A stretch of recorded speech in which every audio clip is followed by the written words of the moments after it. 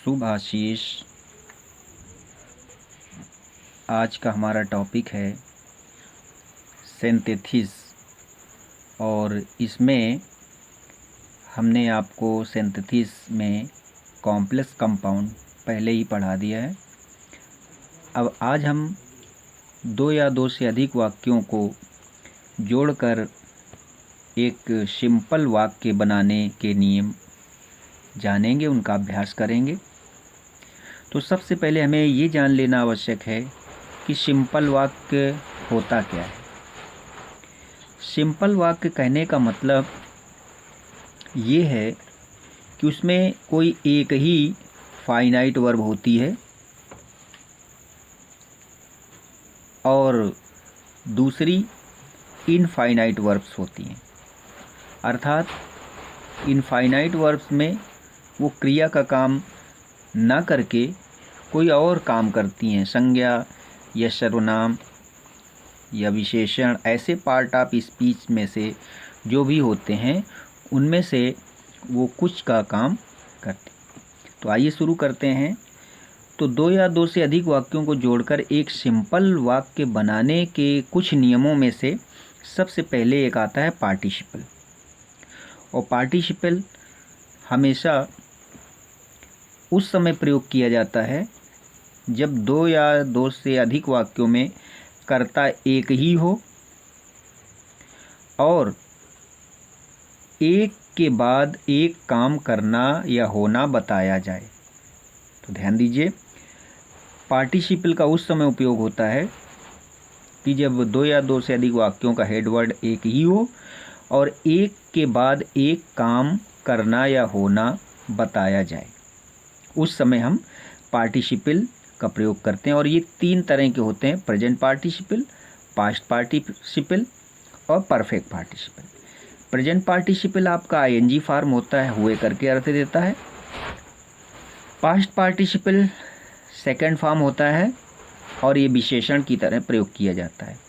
Perfect participle में हम लोग हैविंग और उसके साथ थर्ड फॉर्म का प्रयोग करते हैं और कभी कभी पैसिव वॉइस वाक्य में आ जाता है, तो उस समय हम लोग हैविंग बीन तब थर्ड फॉर्म का प्रयोग करते हैं। अब दूसरा नियम है इन्फिनिटिव का प्रयोग करके किसी एक वाक्य में परिणाम बताया जाए। जैसे दो वाक्य हुए तो उनमें से किसी एक वाक्य में कोई परिणाम, कोई फल, कोई निष्कर्ष बताया जाएगा, उसको हम इन्फिनिटिव के रूप में, उस क्रिया को हम इन्फिनिटिव बना देते हैं। और इन्फिनिटिव क्रिया की पहली फॉर्म में टू लगाने से बन जाता है और उसका अर्थ हो जाता है के लिए। अब तीसरा नियम नॉमिनेटिव एब्सोल्यूट। इसका प्रयोग उस समय किया जाता है, प्रेजेंट पार्टिसिपल की तरह इसमें कर्ता अलग अलग होते हैं। प्रेजेंट पार्टिसिपल में कर्ता दोनों वाक्यों में एक ही होता है और नॉमिनेटिव एब्सोल्यूट में दोनों वाक्यों के कर्ता अलग अलग होते हैं और काम जो होता है वो एक के बाद एक होता है। यानी एक पहले काम हुआ फिर दूसरा काम हुआ। इस तरह से हम लोग नॉमिनेटिव एब्सोल्यूट का प्रयोग करते हैं। और नॉमिनेटिव एब्सोल्यूट, नॉमिनेटिव माने तो होता है कर्ता, एब्सोल्यूट मीन होता है फ्री, स्वतंत्र कर्ता। और कर्ता का क्रिया से एक एग्रीमेंट होता है। कहने का मतलब, अगर कर्ता एक वचन का है तो क्रिया भी एक वचन, कर्ता बहुवचन का है तो क्रिया भी बहुवचन। इस नियम से ये नॉमिनेटिव एब्सोल्यूट का जो कर्ता होता है वो फ्री होता है। अभी प्रैक्टिस में समझ लेंगे। अगला है जीरेंड या नाउन के पूर्व प्रीपोजिशन का प्रयोग करके। तो भाव के अनुसार ही उचित प्रीपोजिशन का प्रयोग करते हैं किसी एक वाक्य में। और प्रीपोजिशन का प्रयोग शुरू में भी हो सकता है, बीच में भी हो सकता है। और इसी तरह से अगला नियम नाउन या नाउन फ्रेज इन अपोजिशन का प्रयोग करके। अपोजिशन का मतलब होता है पास पास रखना। नाउन क्या होता है? संज्ञा एक ही शब्द से काम चलता है। नाउन फ्रेज क्या होता है, एक से अधिक शब्द होते हैं इसमें, तो उसको हम नाउन फ्रेज कहते हैं। फ्रेज वाक्य का हिस्सा होता है। इसमें कई प्रकार के फ्रेज होते हैं, noun phrase, adjective phrase, adverb phrase. दो या दो से अधिक शब्दों से मिलकर के बना होता है। अभी प्रैक्टिस करेंगे तब समझ लेंगे। एडवर्ब या एडवर्बियल फ्रेज का प्रयोग करके, जब वाक्यों में कोई शब्द क्रिया की विशेषता बताए, किसकी विशेषता बताए, क्रिया की विशेषता, तो उस समय हम एडवर्ब या एडवर्बियल फ्रेज का प्रयोग करते हैं। मोस्टली ये एल-वाई लगाने से बनता है। एडजेक्टिव का प्रयोग करके, जब दो या दो से अधिक वाक्यों में एक ही संज्ञा की विशेषता दूसरे वाक्य में भी बताई जाए, तो उस समय हम एडजेक्टिव का प्रयोग करते हैं। और अगला है कंजंक्शन का प्रयोग करके। तो ठीक है, आइए प्रैक्टिस शुरू करते हैं। तो सबसे पहला हम प्रेजेंट पार्टिसिपल से, जैसे पहला नियम हमने बताया उसी शुरू करते हैं।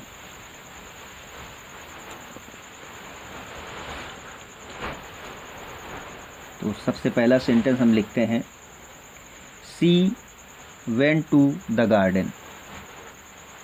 She went to the garden,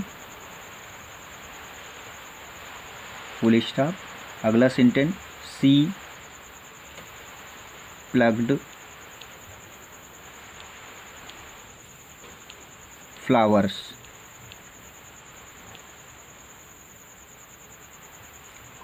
अब इसमें देखते हैं, जितने भी अभी तक हमने नियम बताए उन नियमों के आधार पर दोनों में कर्ता एक ही है।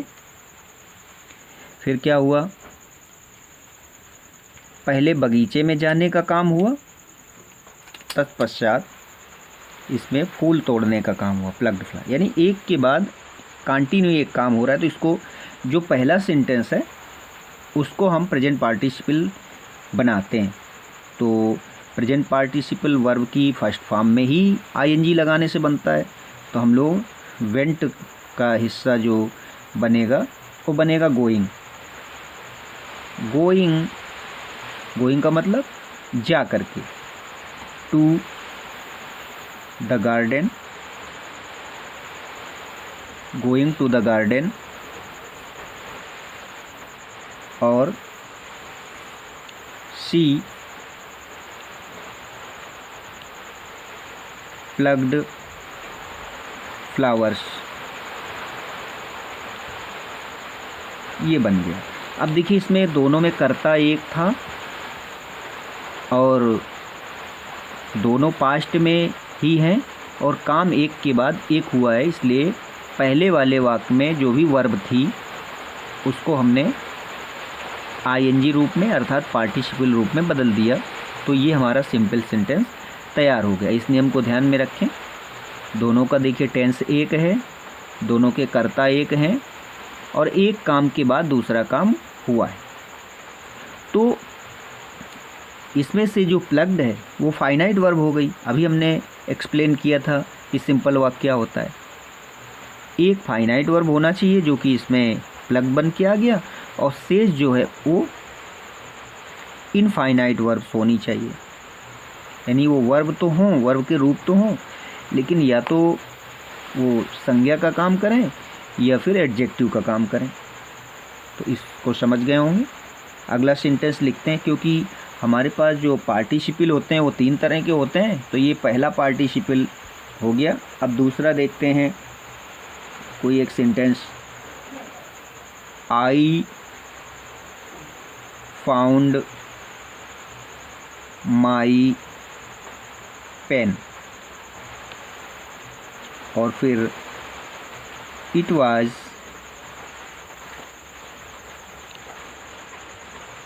लॉस्ट। अब देखिए, इसमें दोनों में हेडवर्ड, इसमें आई है, इसमें इट है। तो इट किसके लिए आया, इट आया हुआ है माई पेन के लिए। वाज लॉस्ट ये एडजेक्टिव की तरह, इसको हम यूज कर लेंगे। तो हमारा जो past participle form, second form या थर्ड फॉर्म, जो भी उसका रूप बनता है, तो लिखते हैं I found my lost pen. हुए के करके अर्थ आता है, तो इसमें लॉस्ट मीन हो गया खोया हुआ, और गोइंग माने जा करके। तो इस तरह से ये बन गया।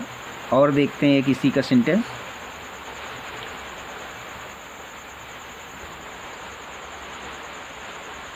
वो सेंटेंस, कभी कभी ऐसी स्थिति आ जाती है कि जो हम बनाने जा रहे हैं सिंपल सेंटेंस, तो संबंध जो जिसको हम रखते हैं आईएनजी रूप में प्रेजेंट पार्टिसिपल का यूज करके, वो अक्सर ऑब्जेक्ट की से जुड़ा होता है। जैसे देखते हैं, Ayesha Ramesh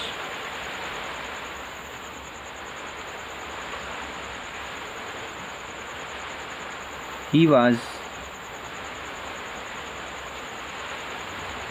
abusing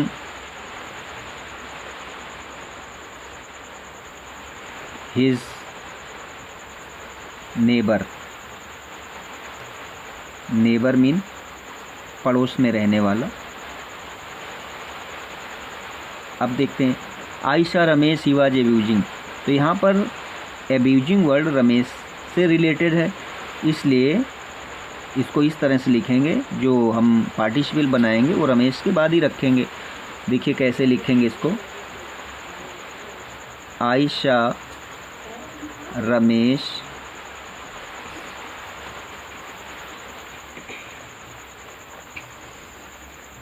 abusing his neighbor, abusing his neighbor।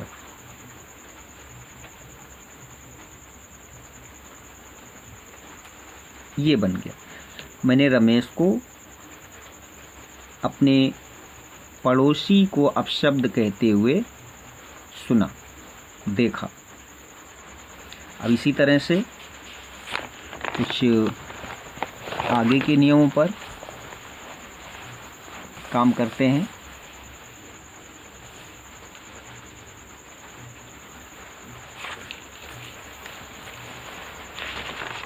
तो सेंटेंस प्रैक्टिस का जो है वो है सेंटेंस नंबर 4। अब ये जो हमारे हैं पार्टिसिपल तीनों प्रकार के हो गए। अब आगे हम आते हैं इन्फिनिटिव का प्रयोग करके, जो अगला रूल था। तो यहाँ पर देखते हैं, he has 3 daughters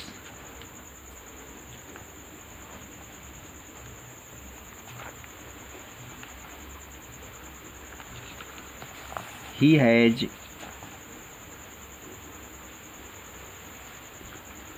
to get them married।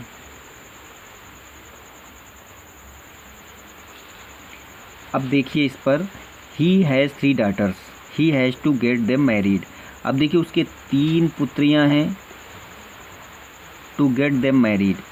तो कोई चीज़ यहाँ है और दूसरे में उसमें कारण दे दिया गया, ऐसी स्थिति में हम इन्फिनिटिव के रूप में इसको बनाते हैं, इन्फिनिटिव से सिंपल बनाते हैं। तो देखते हैं, he has 3 daughters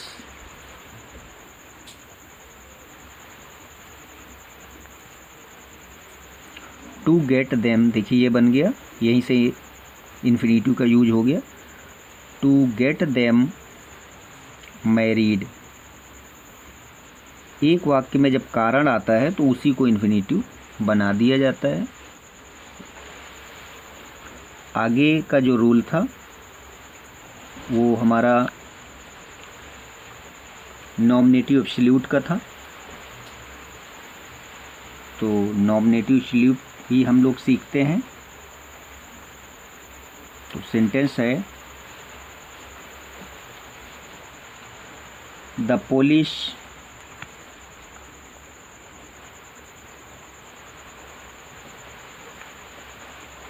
arrived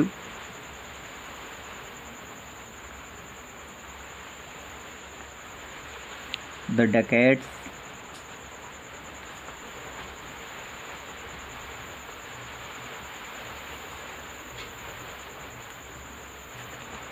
ran away। Ran away माने होता है दूर भाग जाना। अब इसमें देखते हैं, the police arrived, the dacoits ran away. इसमें दोनों के हेडवर्ड अलग अलग हैं और काम एक के बाद एक हुआ है। तो जो काम पहले हुआ है उसके साथ हम लोग नॉमिनेटिव एब्सोल्यूट, और नॉमिनेटिव एब्सोल्यूट में हैव किसी का मूल रूप है वर्ब का, तो उसमें हैविंग कर देते हैं, और बी का बीइंग कर देते हैं। बी के रूप आप याद रखिए, is, am, are, was, were. इस तरह से, इसी तरह से इसको बनाते हैं। The police having arrived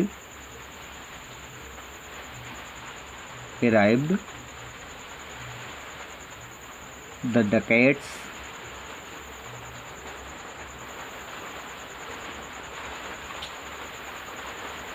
ran away। और ऐसी स्थिति में हैविंग का अर्थ पश्चात निकलता है। तो डियर लर्नर्स, एक ही वाक्य को हम सिंपल, कॉम्प्लेक्स या कंपाउंड बना सकते हैं। अब अगला हमारा नियम था noun phrase in a position. उसको हम कैसे करते हैं, ज़रा एक सेंटेंस की मदद से सीखते हैं। अब देखिए, इसमें एक ही शब्द की, एक ही हेडवर्ड की विशेषताएं बताई जाती हैं। उन्हीं को हम आसपास रखते हैं। पहले नाउन रखते हैं, फिर जो दो विशेषताएं आई हुई होती हैं उनमें से एक को नाउन फ्रेज बना देते हैं। तो एक सेंटेंस देखते हैं, वो सेंटेंस है, Ram was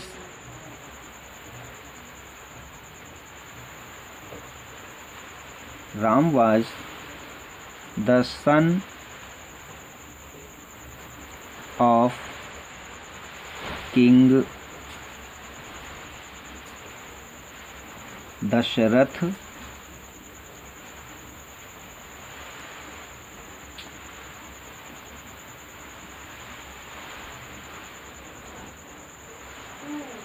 he went to forest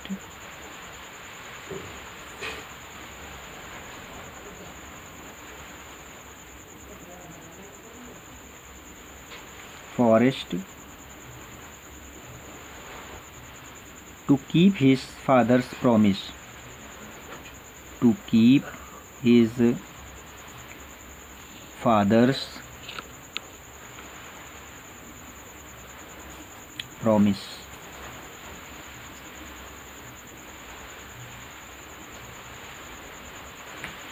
यहाँ फादर्स जो है कामा एपॉस्ट्रोफी करके यस है, इसका अर्थ काती करके आया करता है।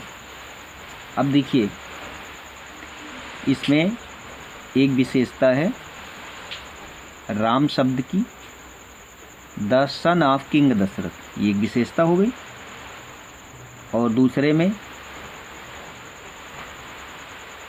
To keep his father's promise, ये भी विशेषता हो गई।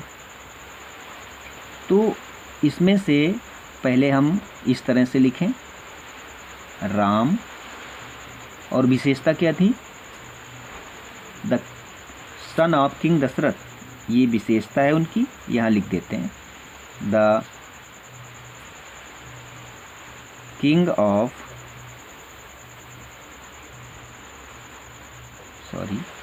The son of king Dasharath.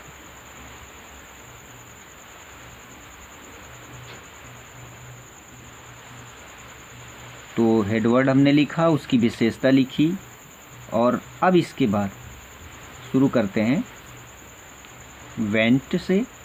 बाकी तो चीज़ें आ गई इस पर। Went to forest to keep his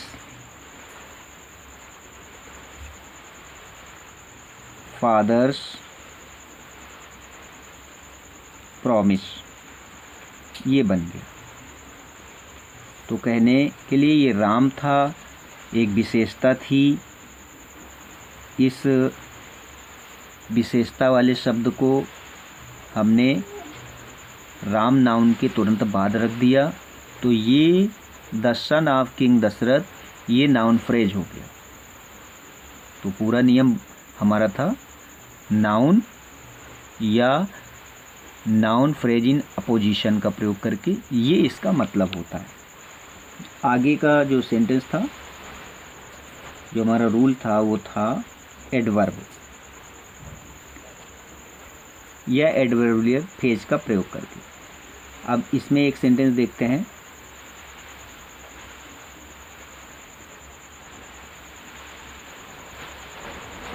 Rana Pratap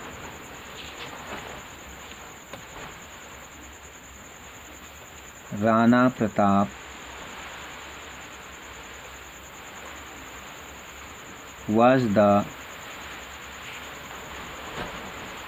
glory of Mewar.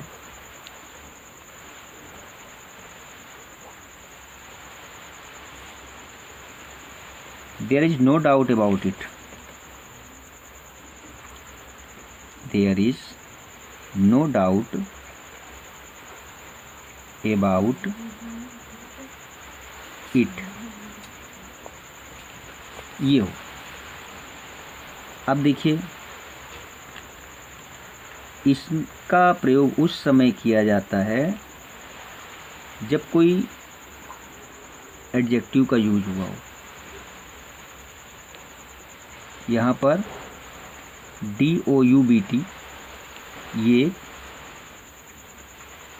Doubt शब्द जो है एडजेक्टिव है, इसी को हम एडवर्ब या एडवर्बियल फ्रेज बना देते हैं। एडवर्ब तो एक ही शब्द, जैसे अभी नाउन फ्रेज वाला देखा था, में बन जाता है, और एडवर्बियल फ्रेज जो है कुछ उसमें अधिक शब्द लगते हैं, एक से अधिक शब्द।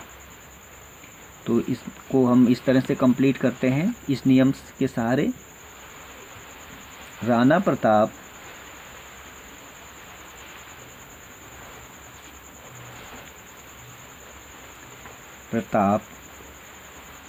was undoubtedly, देखिए डाउट को नो डाउट जो आया था, इसको हमने उसी रूप में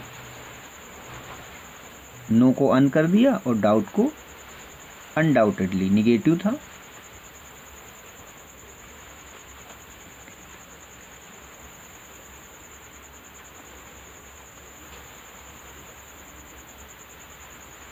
अब क्या बचा? The glory of Mewar, glory of Mewar. इस तरह से ये अनडाउटेडली एडवर्ब हो गया। इसी तरह से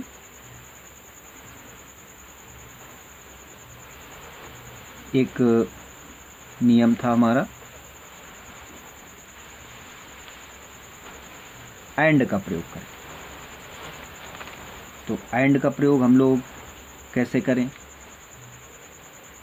उसके पहले जो नियम हमने लिखा पीछे, वो देख लेते हैं कौन सा है। एडजेक्टिव का प्रयोग। कब उसका प्रयोग करना है ये तो हमने पहले ही पढ़ा दिया, प्रैक्टिस में देखते हैं कैसे प्रयोग करना है। A boy came to my office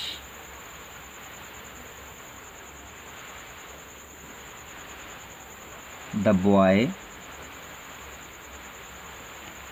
was blind। तो इसमें देखिए अ बॉय हुआ, कम टू माई ऑफिस, और उसी की विशेषता बता दीजिए। तो ये जो विशेषता वाला एडजेक्टिव शब्द है ये पहले वाले वाक्य में हम किसी तरह से सेट कर दें तो हमारे एडजेक्टिव से बन जाएगा। और आप ये भी ध्यान दो कि एडजेक्टिव हमेशा नाउन के पहले आता है। एडवर्ब तो कहीं भी आ सकता है, पहले भी आ सकता है, बीच में भी आ सकता है, लेकिन एडजेक्टिव हमेशा उस नाउन के पहले आता है जिसकी वो विशेषता बताता है। तो यहाँ पर अ ब्लाइंड बॉय बन जाएगा, क्योंकि बॉय की ही विशेषता है ब्लाइंड, और बॉय नाउन है तो उसके पहले ब्लाइंड आ गया। A blind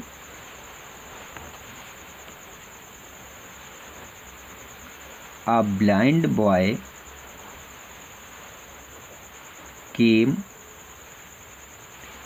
to my office। ये बन गया इस नियम से। अब ब्लाइंड बॉय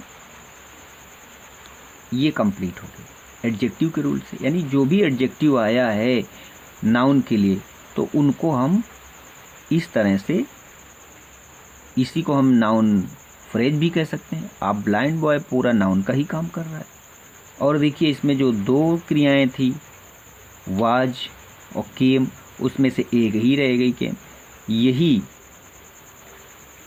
दो से अधिक वाक्यों को जोड़कर एक सिंपल वाक्य बनाने का नियम है। अब एक और सेंटेंस देख लेते हैं लास्ट वाले नियम के लिए। एंड का प्रयोग कैसे करते हैं। मुकेश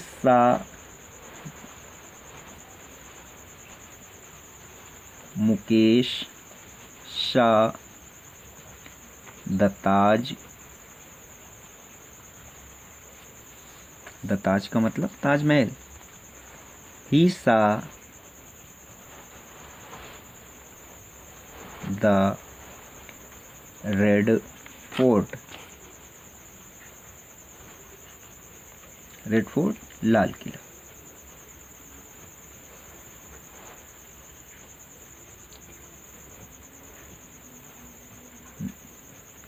अब इसको चेंज करते हैं। अब देखिए मुकेश सादा ताज, ही सादा रेड। तो दो एक ही तरह की क्रिया है और दो अलग अलग, ताज भी देखा और रेड फोर्ट। तो इसमें हम दोनों के बीच एंड लगाते हैं। कैसे बनेगा। Mukesh saw the Taj and the Red Fort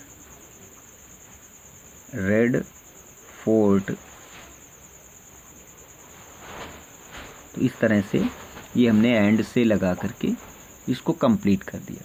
तो डियर लर्नर्स, अब इसकी प्रैक्टिस करें, बहुत ही आसानी से समझ में आने वाले हैं। थोड़ी सी भी प्रैक्टिस करेंगे तो ये समझ में आ जाएगा। शुभ आशीष।